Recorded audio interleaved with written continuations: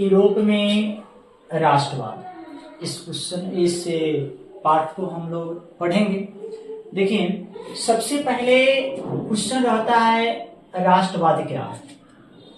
तो राष्ट्रवाद प्रत्येक देश के नागरिक को, व्यक्ति को, प्रत्येक देश के नागरिक को अपने देश से, अपने मातृभूमि से, अपने क्षेत्र से, अपने राज्य से, अपनी सभ्यता और संस्कृति से लगाव होता है और यही राष्ट्रवाद कहलाता है। एक शब्द में बोल सकते हैं कि राष्ट्रवाद एक ऐसी भावना है जो सभी देशवासियों को एकता के सूत्र में बांधने का कार्य करती है।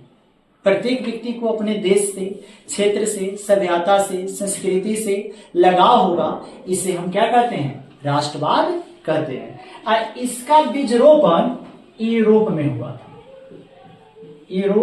यूरोप का एक देश है फ्रांस से, अगर कह सकते हैं तो फ्रांस से इसका संबंध माना जाता है। अब यह क्वेश्चन रहेगा राष्ट्रवाद क्या है, तो हम लोग वेट कर सकते हैं कि राष्ट्रवाद एक ऐसी भावना है जो सभी देशवासियों को एकता के सूत्र में बांधने का कार्य करती है। अब दूसरा क्वेश्चन इसी से रहेगा, इसी चैप्टर से, कि जर्मनी के एकीकरण में कौन कौन सी बाधाएं थी। तो हम सभी कोई जानते हैं कि फ्रांस और ऑस्ट्रिया, यह दो ऐसे देश हैं जो जर्मनी और इटली को और जर्मनी को, इन दोनों को गुलाम बनाया, इटली को भी और जर्मनी को भी। तो अब क्वेश्चन रहता है कि जर्मनी के एकीकरण में सबसे बड़ी बाधा क्या थी।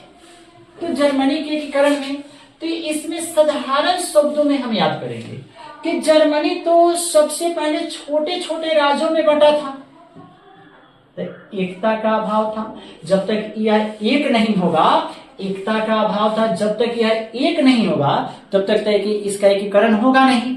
तो यह जर्मनी छोटे छोटे राज्यों में बटा था, एक यह बाधा थी। और दूसरा सबसे बड़ी रुकावट था इसके रास्ते में, वह था ऑस्ट्रिया और फ्रांस, क्योंकि वह दोनों इसको गुलाम बनाया था और वह इसे स्वतंत्र करना नहीं चाहता था। तो जर्मनी के रास्ते में सबसे बड़ी बाधा थी कि जर्मनी छोटे छोटे राज्यों में बटा था और जर्मनी पर फ्रांस और ऑस्ट्रिया का क्या था? आपको अधिकार था।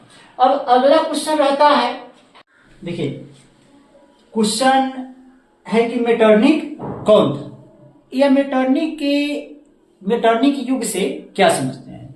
तो मेटरनिख ऑस्ट्रिया का चांसलर था। चांसलर का अर्थ होता है वहां का शासक कह सकते हैं, प्रधानमंत्री कह सकते हैं। तो वह ऑस्ट्रिया का चांसलर था और वह एक बहुत बड़ा युग नेता था। उसको भी अपने देश से बड़ा लगाव था और बोलते हैं कि मेटरनिख 1815 में, आपको 1815 में मेटरनिख ऑस्ट्रिया का चांसलर बना, जो 1848 तक रहा। 1848 तक रहा। ये बीच का जो दौर है 1815 से लेके 1848 तक मेटरनिख ऑस्ट्रिया का चांसलर रहा। आपको इस दौर को मेटरनिख युग कहते हैं, मेटरनिख युग कहते हैं। जैसे कोई अगला चैप्टर में पूछता है कि गांधी चरण किसे कहते हैं या गांधी युग किसे कहते हैं, तो गांधी जी भारत आए थे 1915 में और 1915 से लेकर 1948 तक उनका अधिकार, उनका वर्चस्व भारत पर रहा, इसलिए उसे हम गांधी चरण कहते हैं। ठीक उसी प्रकार से अति लघु में क्वेश्चन रहेगा कि राष्ट्रवाद को फैलाने में नेपोलियन बोनापार्ट का क्या भूमिका माना जाता है या क्या योगदान है।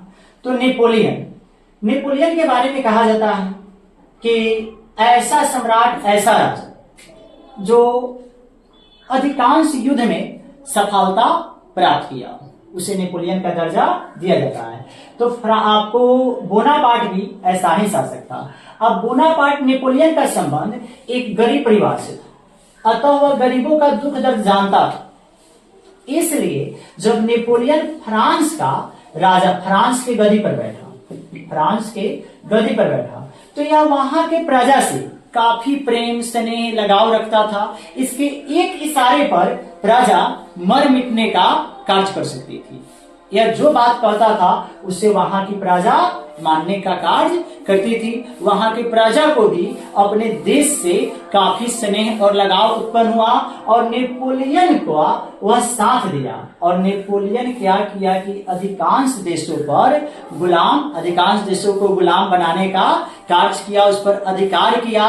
अब इस व्यवहार को देखकर बहुत सारे व्यक्ति के मन में एक अपने देश के प्रति राष्ट्रवादी सोच उत्पन्न हुआ, जिससे आपको राष्ट्रवाद का काफी तेजी से विकास हुआ। अब प्रत्येक व्यक्ति अपने देश से प्रेम और स्नेह करने की एक ललक को उत्पन्न किया।